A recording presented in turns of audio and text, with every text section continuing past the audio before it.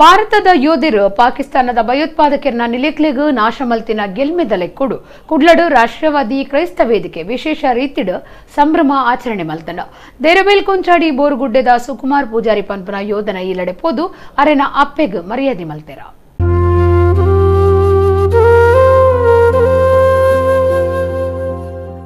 ಕುಡ್ಲದ ರಾಷ್ಟ್ರೀಯವಾದಿ ಕ್ರೈಸ್ತ ವೇದಿಕೆ ಬುಧವಾರ ದೇರಬೈಲ್ ಕೊಂಚಾಡಿ ಬೋರುಗುಡ್ಡೆದ ಸೈನಿಕರು ಸುಕುಮಾರ್ ಪೂಜಾರಿನ ಇಲ್ಲಡೆ ಪೋದು ಪಾಕಿಸ್ತಾನದ ಭಯೋತ್ಪಾದಕರನ್ನ ಮಿತ್ತು ಭಾರತ ನಡಪೈನ ದಾಳಿದ ಸಂಭ್ರಮನು ವಿಶೇಷ ರೀತಿಯಲ್ಲಿ ಪಟ್ಟೊಂಡೆರ ಯೋಧರ್ನಾಕ ಲೋಲಾಕ್ಷಿ ಪಾತಿರ್ದು ಕರಿನ 14 ವರ್ಷಲಿಡ್ದು ಮೆಗ್ಗೆ ಭಾರತ ಸೇನೆಡು ಸೇವೆ ಸಂದಾಂದುಲ್ಲೆ ಅವು ಎಂಕ್ಲಿಗ್ ಪೆರ್ಮೆ ಏತೋ ಜನ ಸೈನಿಕರು ದೇಶಗಾದ ಬದುಕನ್ನು ಮುಡಿಪಾದ ದೀತೇರ ಅಕ್ಲಿನ ನೆನ್ತ ನೋಡೊಂದು ಆರ್ಪಂಡೆರ ಅವರು ಸಾಧಾರಣ ಅವನು 14 ವರ್ಷದಿಂದ ಆರ್ಮಿಗೆ ಸೇರಿದ್ದಾನೆ. ಅಂದರೆ 18 ವರ್ಷ ಪ್ರಾಯದಲ್ಲಿ ಆರ್ಮಿಗೆ ಸೇರಿದ್ದಾನೆ. ಈಗ ಸಾಧಾರಣ 14 ವರ್ಷ ಜಮ್ಮು ಕಾಶ್ಮೀರದಲ್ಲಿ ಅವನು ಕಾರ್ಯನಿರ್ವಹಿಸ್ತಾ ಇದ್ದಾನೆ. ಅಲ್ಲೇ ಸಾಧಾರಣ ಒಂದು 4-5 ವರ್ಷ ಲದಾಖಲ್ಲಿದ್ದ, ಆಮೇಲೆ ಸಿಯಾಚನ್ನಲ್ಲಿದ್ದ, ಆನಂತರ ಜಮ್ಮು ಕಾಶ್ಮೀರದಲ್ಲಿದ್ದ, ಆಮೇಲೆ ಪೂಂಚಲ್ಲಿದ್ದ, ಒಂದು ಸಾಧಾರಣ 3 ವರ್ಷ ಪೂಂಚಲ್ಲಿದ್ದ. ಅಲ್ಲಿಂದ ಈಗ ಪುಲ್ವಾಮಾ ಅಲ್ಲಿಂದ ಮೇಲಿದ್ದಾನೆ. ಅವನು ಚಿಕ್ಕ ಪ್ರಾಯದಲ್ಲಿ ಅಂದರೆ ಎರಡು ವರ್ಷ ಪ್ರಾಯದಲ್ಲಿ ನಮ್ಮ ತಂದೆ ತೀರಿ ಹೋಗಿದ್ದಾರೆ. ತುಂಬ ಕಷ್ಟಪಟ್ಟು ನಮ್ಮ ತಾಯಿ ಸಾಕಿದ್ದಾರೆ. ನಮಗೆ ನಿಜವಾಗ್ಲೂ ಅವನು ಆರ್ಮಿಗೆ ಸೇರುವುದು ಅಂತ ಹೇಳಿದರೆ ತುಂಬ ಅಂದರೆ ಬರೀ ಏನೂ ಇಲ್ಲ, ಅವನು ಬರೀ ಪಾಪ, ತುಂಬ ಪಾಪ. ಒಂದು SLC ಕಲಿತ ಕೂಡಲೇ ಅವನು ಆರ್ಮಿಗೆ ಸೆಲೆಕ್ಟ್ ಆದ. ಆನಂತರ ಅವನು ಪೊಲೀಸಿಗೆ ಸೆಲೆಕ್ಟ್ ಆಗಿದ್ದ.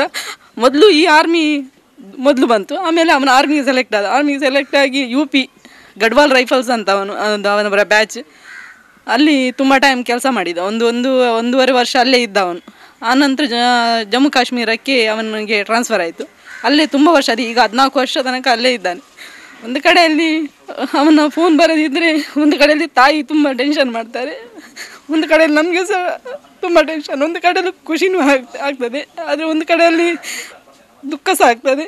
ಈ ಎಲ್ಲ ವಿಷಯ ಎಲ್ಲ ನೋಡುವಾಗ ಎಲ್ಲ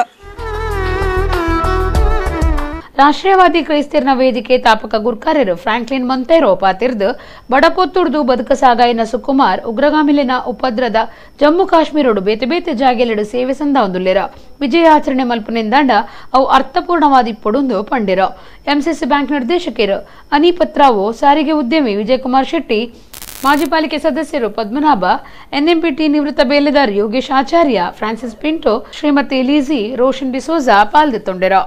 ನಾವು ಇವತ್ತು ಭಾರತೀಯ ಭೂಸೇನೆಯಲ್ಲಿ ಸೈನಿಕನಾಗಿ ಕೆಲಸ ಮಾಡುತ್ತಿರುವ ನಮ್ಮ ಸಹೋದರ ಸಮಾನಾಗಿರುವ ಶ್ರೀ ಸುಕುಮಾರ್ ಇವರ ಮನೆಗೆ ಭೇಟಿ ಕೊಟ್ಟಿದ್ದೇವೆ.